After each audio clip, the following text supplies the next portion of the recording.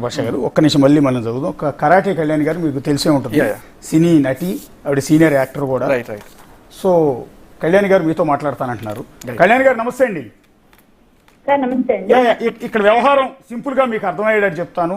లావణ్య రాజ్ తరుణ్ మధ్య జరుగుతున్న గొడవ మీకు తెలుసు.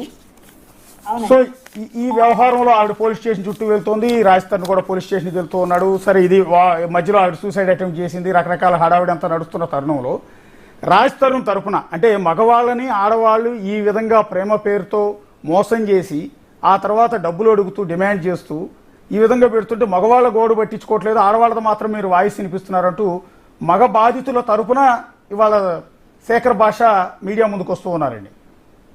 ఓకే అండి, మీరు ఎలా చూస్తారు ఈ వ్యవహారం? అంటే ఆ ఉద్దేశంతోనే నిన్న ఫోన్ కాల్ మాట్లాడటం కావచ్చు, లావణ్యతో నేను అంత హార్ష్గా మాట్లాడటం కావచ్చు, ఇదంతా కూడా ఎమోషన్లో మాట్లాడింది తప్ప వేరే ఉద్దేశం నాకు లేదు. నేను కేవలం అన్యాయం జరగకూడదు, తప్పు ఎవరిదున్నా కూడా ప్రశ్నించాలి కదా అంటూ ఉన్నాడు ఆయన.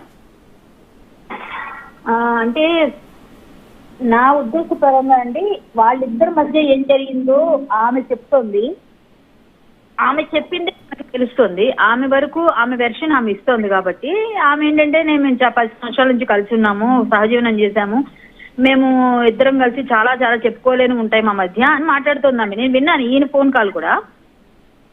అయితే ఇప్పుడు అమ్మాయి ఒకటే పక్షాన మాట్లాడమని నేను అనట్లేదండి, అబ్బాయిల పక్షాన కూడా మాట్లాడాలి. కానీ మొన్న ఒక ప్లేస్ లో నన్ను ఇలాగా అడిగితే నేను చెప్పాను, అయ్యా అమ్మాయి ఏదో ఎవరి మీదో మస్తాన్ సాయ్ అనే అతని మీద ఎఫ్ఐఆర్ అయింది, ఆ ఎఫ్ఐఆర్ కూడా చేయించింది 23లో. అలాంటప్పుడు మరి సహజీవనం అనేది బ్రేక్ అవుతున్నట్టే నేను మాట్లాడాను.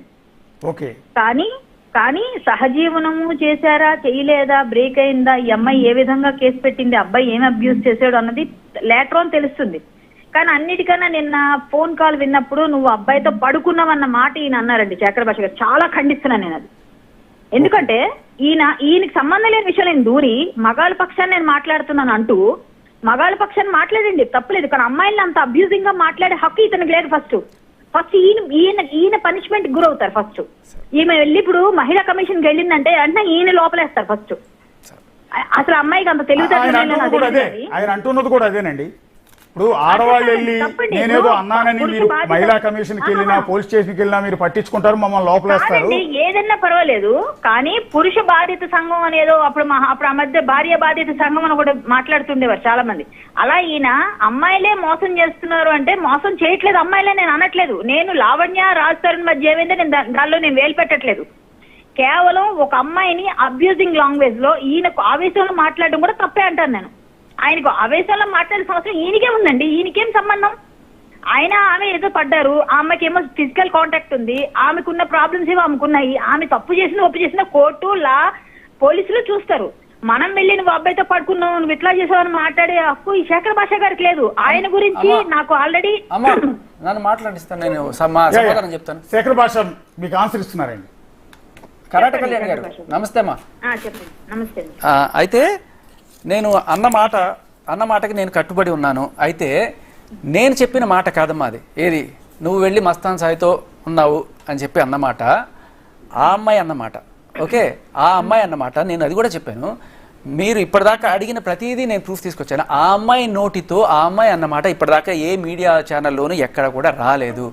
మీరు కావాలంటే నేను అది కూడా క్లియర్ కట్గా ఆ అమ్మాయి వాయిస్లోనే అన్నమాట నేను తీసుకొస్తాను. అండ్ ఇంకొకటి ఏంటంటే నాకు ఏ హక్కు లేదు, అది కోర్టులో పోలీసులు ఇంకా వాళ్ళు తెలుస్తారు అన్నప్పుడు మీడియాకి ఎందుకు వచ్చారు, మీడియా ట్రయల్స్ ఎందుకు కండక్ట్ చేస్తున్నారు? ఆవిడ మీడియా రకరకాలుగా దాన్ని ఏమంటారు, అదేంటి నిరాహార దీక్షలని ఇంకోటని. ఇప్పుడు కేసు పెట్టింది 2 రోజులు కూడా కాలేదు, అప్పుడే పోలీసులు నాకు న్యాయం చేయట్లేదు, ఆత్మహత్య ఏమిటి, అప్పుడే నిరాహార దీక్షలు ఏంటి అంటే ఆవిడకి ఇన్స్టెంట్గా జస్టిస్ కావాలి. నేను 3 నెలలు కేసు పెట్టినా కూడా ఇంకా ఎఫ్ఐఆర్ కూడా కాదు. బట్ బేసికల్ పాయింట్ ఏంటంటే నేను చెప్పిన దానికి నేను ప్రూఫ్ ఇవ్వగలను. ఆ అమ్మాయి కనుక ఆ అమ్మాయి నోటితో ఆ అమ్మాయికి గురించి నాకు ఎందుకు మాట్లాడే హక్కు లేదు అంటే లేదు అనకూడదు. నేను మాట్లాడే హక్కు నాకు ఎందుకుంది అనుకుంటున్నాను అంటే ఆ అమ్మాయి మీడియాకి వచ్చి అడుగుతుంది, మీడియాకి వచ్చి నాకు న్యాయం చేయండి అంటుంది. వాళ్ళు కూడా వాళ్ళు చూసుకుంటే వాళ్ళు 4 గోడల మధ్యలో చూసుకుంటే నాకు ప్రాబ్లం లేదు. అలాగే కోర్టులో చూసుకున్నా పోలీస్ స్టేషన్ లో చూసుకున్న ప్రాబ్లం. మీడియాకి వచ్చి అడిగింది ఆవిడ, మరి సమాధానం చెప్పాలి. ఇప్పుడు నన్ను ఆయన అడిగారు కాబట్టి అశోక్ గారు నేను మాట్లాడుతున్నాను. అలాగే ఎవరైనా అడిగితేనే మాట్లాడతాం మనం, అంతవరకే ఉంటే బాగుండేది. వాళ్ళ పర్సనల్ లో దూరి మనం మాట్లాడింది అమ్మా, ఇదే వచ్చింది బయటికి, నేను మీరు ఆ మాట్లాడింది అమ్మాయికి బయటకు ఫోన్ వచ్చింది చేయలేదు, కదా. ఆ అమ్మాయే నాకు ఫోన్ చేసింది. అంతకు ఇక్కడ కళ్యాణ్ గారు ఇక్కడ క్లారిటీ ఉంది. యాక్చువల్లీ ఈయన ఫోన్ చేసి ఆవిడని తిట్లా, ఆవిడ ఫోన్ చేసి ఆయన ప్రశ్నిస్తూ ఉంటే ఆ సందర్భంలో ఆయన ఆ రకంగా మాట్లాడారు. ఆవిడ రికార్డ్ చేసింది కాల్. అది కూడా తప్పు, అది కూడా తప్పు. పర్సనల్ గా ఫోన్ చేసినప్పుడు 100 మాట్లాడుకుంటాం, ఆ కాల్ నువ్వు పబ్లిక్ చేయడం కూడా ఎంతవరకు correct? That is right to my privacy భంగం. నేను చేసి నేను తిట్టలేదు, నువ్వే నాకు ఫోన్ చేసి తిట్టు, నేనే కేసు పెట్టచ్చు. ఇట్స్ టెలిగ్రాఫ్ యాక్ట్ కదండి. ఇద్దరు కేసులు పెట్టుకోండి, ఏమైనా నాకు అవసరం చేసుకోండి. లేదమ్మా, నేను అమ్మాయిని చెప్తున్నాను అట్లా కదా. మీరు మాట్లాడకూడదు సార్. బెదిరించారు, మీరు మీరు తప్పు. ఇప్పుడు బెదిరించారు. మహిళా కమిషన్ కి వెళ్లి ఫిర్యాదు చేస్తే ఏమవుతుంది? చెయ్యండి సార్, నాకు అదే కావాలి. మగాడిని ఇన్ని రకాలుగా మీరే అన్నారంట పేరు కదా, చెప్పి మీరే బెదిరిస్తున్నారు అన్నారు అనేది కదా నేను కాల్లో, మీరు పోలీస్ చెప్పబోతున్నాను. స్టేషన్ కి వెళ్ళండి అని మీరే అన్నారు కదా కాల్లో. అవును, నేనన్నా అదే కాదు, కావాలి, నేను అదే అన్నది కావాలి నాలో మ్యామ్. ఎన్ని ఏముందో రకాలుగా చెప్పాను. క్రూసిఫై చేస్తారో చేయండి. మగాడిని నేను నేను అదే బెదిరించాను పడతాను. అనకండి, కానీ నేను నేను ఒక కాదు, మీరు ఎగ్జాంపుల్ గా బెదిరిస్తున్నారు. తయారయ్యి ఏదో ఎమోషనల్ ఒక రోజు నేను బ్లాక్మెయిలింగ్ చట్టం మీరు మారుస్తాను. చేస్తారు. నాకు అవసరం లేదు. మహిళా కమిషన్ అనేది ఒకటి ఉందనేది మీకు గుర్తు చేస్తున్నా నేను. భయపడనమ్మా, నేను ఆడవాళ్ళని- మహిళా కమిషన్ కి భయపడను. నేను ఆడవాళ్ళని నిజం అలా మాట్లాడినప్పుడు మాట్లాడడం మీకేం నిజం సంబంధం మాట్లాడినప్పుడు లేదు. న్యాయం మీరు మాట్లాడినప్పుడు నేను తప్పు. ఎవరికి భయపడను. ఆడపిల్లకి అట్లా మాట్లాడకూడదు. ఓకే, అమ్మాయి తప్పుంటే అమ్మాయికి లేటర్ అని పనిష్మెంట్ వస్తుంది. మరి నాకెందుకు ఫోన్ చేసి అడుగుతోంది? నాకెందుకు ఫోన్ చేసి అడుగుతుంది? కోర్టుకి వెళ్ళి అడగచ్చు కదా, నాకెళ్ళి ఫోన్ చేసి ఎందుకు అడుగుతుంది? అడిగిందేమో మీరు సమాధానం కరెక్ట్ గా చెప్పొచ్చు కదా. నేను ఎందుకు చెప్పాను? నా ఒపీనియన్ నేను చెప్తానమ్మా. నాకు ఫోన్ చేసి అడిగినప్పుడు నా ఒపీనియన్ నేను చెప్తాను. కానీ మీ నేనేమన్నా opinion మీడియా మీరు ముందుకు వచ్చి చెప్తారు చెప్పానా? సార్. అయితే ఆ అమ్మాయి అమ్మాయి మీడియా ముందుకు వచ్చి అంటే చెప్పింది నేను కాబట్టి కూడా నేను మీ సజెషన్ గురించి- ఇస్తున్నాను. కాదండి, చనిపోయింది ఎవరో అమ్మాయి, మీ గురించి కూడా ఒక అమ్మాయి సూసైడ్ చేసుకుంది, 2-3 ఎఫ్ఐఆర్లు మీవి అని కూడా అమ్మాయి అందులో మాట్లాడింది. మరి అవును, ఒకటి అదే ఏంటంటే, కంట తీసుకురమ్మని చెప్తున్నాను కదా. ఇప్పుడు నేను క్లియర్ కట్ గా అన్ని తీసుకొచ్చి పెడుతున్నాను. బట్ట కాల్చి మొహం మీద వేయడం అమ్మాయికి అలవాటు. ఇప్పుడు తీసుకొచ్చి చూపించమని నేను చెప్తాను. అదే నేను సరే, అడిగే దమ్ము మీరు ఉంటే మీరు దమ్ము ఉంటే ఏమైనా తీసుకొచ్చి మాట్లాడుకోమని చూపించు. ఒక అమ్మాయి గురించి ఆరోపణలు మీరు చేయడం ఆవేశంలో నోటికి కూడా వచ్చినట్టు చేసేయచ్చు. మాట్లాడుకుని ఉండాలి. మీరు కూడా మీకు సంబంధం లేని విషయం కాబట్టి మీకు తెలుసు పర్సనల్ గా. సంబంధం ఎందుకు లేదమ్మా, ఎందుకు లేదమ్మా? ఇప్పుడు మీరు మాట్లాడుతున్నారు మహిళలందరి తరపున, అలాగే మగవాడి తరపు నుంచి ఒకటి మాట్లాడితే వాడు నోరు నొక్కేస్తారా మీరు? ఒక్కడు వచ్చాడు మాట్లాడడానికి, వాడిని నొక్కేయడానికి వచ్చేస్తారు. న్యాయం ఉన్నట్టు మాట్లాడారు. అమ్మాయిలు ఇచ్చిన బూతులు తిడుతూ ఊరుకోం కదండి.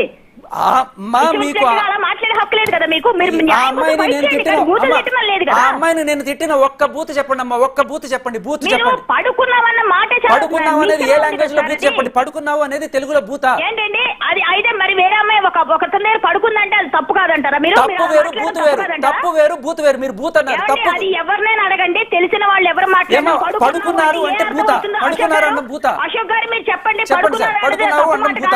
నాకు చెప్పండి, ఏ లైసెన్స్ లో ఏ లాంగ్వేజ్ లో పడుకున్నావు అంటే భూత? చెప్పండి సార్, మీకేం అర్థమైంది సార్ కాన్వర్సేషన్ లో? మీరు చెప్పండి నిజాయితీగా. నేను దానికి కూడా చూపిస్తానమ్మా. ఆ అమ్మాయి నేనే పడుకున్నాను అన్న మాట నేను చూపించకపోతే సార్ అమ్మాయి అన్నది నన్ను తీసుకెళ్లి పెట్టండి. ఆవేశంలో అంటే మీరు అనకూడదు కదా సార్. మీరు ఒక నేను ఆవేశంలో ఉన్నమ్మా. అమ్మాయి ఆవేశం అమ్మాయికే వస్తుందా? మీరు గమనిస్తే నా ఆవేశం అక్కడ చూడొచ్చు. ఆవేశంలో ఉన్నప్పుడు ఆ అమ్మాయి మాట కరెక్ట్ అయితే, ఆవేశంలో ఉన్నప్పుడు నేను మాట్లాడడం ఎందుకు తప్పు అవుతుంది? ఆవేశంలో కూడా అమ్మాయిలు అంత నీచంగా మాట్లాడకూడదు సార్, అది తప్పు సార్. అది మరి ముళ్ళుతోనే తీస్తామమ్మా. ముళ్ళతోనే తీద్దామంటే చాలా ఉంటాయి సార్. మీ గురించి కూడా అమ్మాయి మాట్లాడి ప్రూవ్ చేయమని అంటున్నారు, వచ్చి చూపించమని అన్నాను. నేను ఇలా కూర్చొని చూస్తున్నాను కదా, మీరు మాట్లాడిన బట్టకాల్చి మొహం మీద వేస్తున్నారు మీరు అంతే. ఎవరు మట్టకాల్చండి? మీరు మాట్లాడిన దానిలోంచి నేను మాట్లాడుతున్నా తప్ప నాకు ఇందులో ఏం తెలుసు? ఆమె మాట్లాడింది, మీరు మాట్లాడింది. నేను మాట్లాడిన దాని గురించి, నేను మాట్లాడిన ప్రతిదానికి నేను కట్టుబడి ఉన్నాను. నేను ప్రతిదానికి సాక్ష్యం చూపిస్తున్నాను అంతే. సరే, అమ్మాయి అబ్బాయి పర్సనల్ విషయం నాకు సంబంధం లేదు. రాజ్ తరుణ్ తో అమ్మాయి ఎవరికి సంబంధం లేదు. మా అమ్మాయి పర్సనల్ ఎవరికి సంబంధం లేదు. ఆ అమ్మాయి ఎందుకు బజార్కి వచ్చింది, ఎందుకు మీడియం ఎక్కింది, నాకు న్యాయం కావాలని అడిగింది.